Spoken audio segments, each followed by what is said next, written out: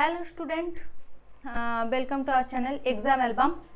আজকে এই ভিডিওটা তোমরা থাম্বনেল দেখে বুঝেছো যে কোনো এডুকেশনাল ভিডিও নয় বা কোনো ব্যাচ লঞ্চের ভিডিও নয় বা কোনো এক্সামের রিভিউ নয়।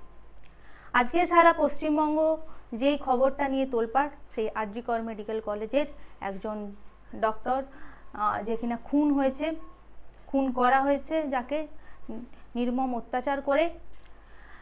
তো তার বিরুদ্ধে যখন গোটা পশ্চিমবঙ্গ সোচ্চার হয়েছে, পুরো মেডিকেল ফ্রেটার্নিটি আওয়াজ তুলেছে যে তার একটা সঠিক বিচার চাই, সেই বিচারের আবেদন নিয়েই কিন্তু আজকে এক্সাম অ্যালবামও চুপ থাকতে না পারে আজকে এই ভিডিও থ্রু দিয়ে আমরা আহ্বান জানাচ্ছি যে দোষীর কিন্তু, যে অপরাধী সে এক হোক বা একাধিক, তার কিন্তু সঠিক বিচার আমরা চাইছি।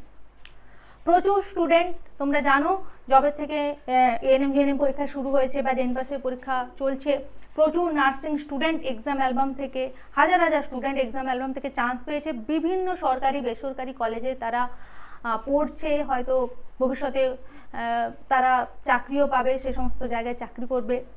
তো আমি আমার স্টুডেন্ট ছাড়াও যারা আমাদেরকে ইউটিউবে ফলো করে, সমস্ত স্টুডেন্ট, আমার সমবয়সী যারা চাকরি করছে, আমার থেকে বড় যারা চাকরি করছে, বা ছোট ভাই বোনের বয়সী যারা রয়েছে, ছেলে মেয়ে নির্বিশেষে সবাইকে বলবো নিজেকে এমনভাবে তৈরি করো যে এই ঘটনা যে দুবার ঘটার আগে কিন্তু নিজেকে সেই শক্তিশালী তৈরি করো। আমি ভগবানের কাছে প্রার্থনা করব আমাদের যত স্টুডেন্ট রয়েছে বা ভাই বোনেরা রয়েছে যারা বিভিন্ন জায়গায় নাইট ডিউটি করছে, এই স্বাস্থ্য পরিষেবার সাথে জড়িত আছে, তাদেরকে বলবো ভগবান যেন তাদেরকে ইমেন্স পাওয়ার দেয়, শক্তিশালী করে, যাতে নিজেদেরকে এতটাই বলবান করে তুলতে পারো যে সমস্ত ঘটনা মোকাবিলা করার জন্য কারোর সাহায্য না প্রয়োজন হয়, একাই লড়তে পারো।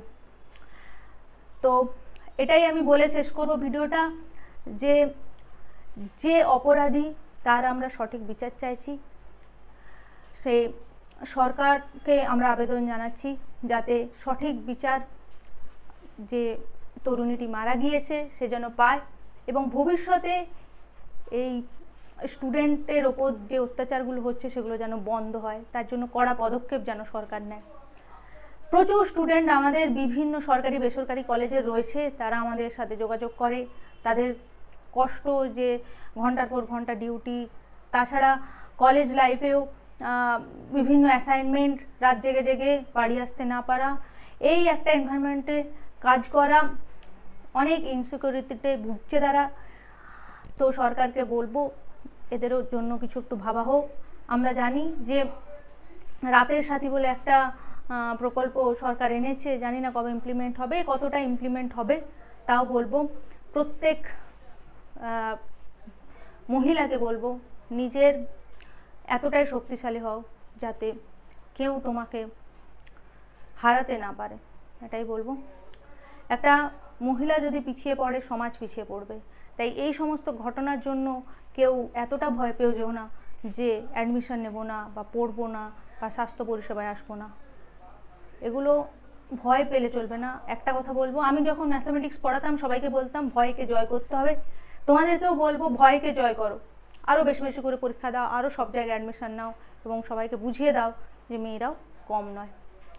আশা করি এই বিচার আমরা শীঘ্রই পাবো, এবং সমস্ত যারা বিভিন্ন জায়গায় কর্মরত রয়েছে যে সমস্ত স্টুডেন্টদের, তাদেরকে আমার বেস্ট উইশেস আগামী ভবিষ্যতের জন্য, এবং যারা পরবর্তীকালে এই সমস্ত পরিষেবায় যোগদান করবে তাদেরকেও আমার বেস্ট উইশেস রইল।